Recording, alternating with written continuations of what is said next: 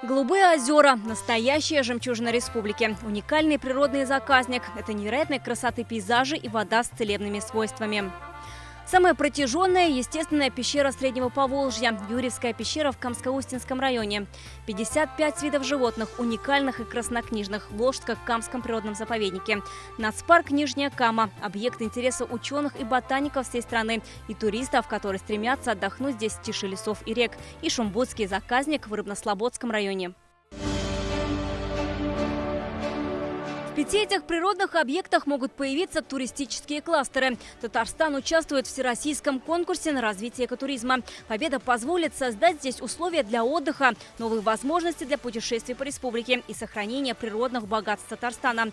На это региону выделят средства из федерального бюджета. Теперь важно победить. Проголосовать за республику сегодня призвал татарстанцев и президент Рустам Минниханов. Видео со словами «поднажмем» он опубликовал в Инстаграме. Осталось всего 2 дня. Проголосовать за татарстанские памятники природы можно на сайте природа.life. Для этого нужно перейти в раздел «География» и поставить лайк под республиканскими проектами. Вероника Ганудинова, ТНВ.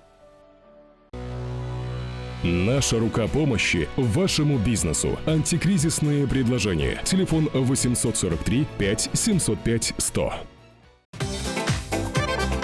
Көтелмәгән кунак көттөреп кенә интернет челтәрләренә дә килеп җитте. Хәзер бу фильмның барлык серияларын ТНВ.ру сайтында карап була.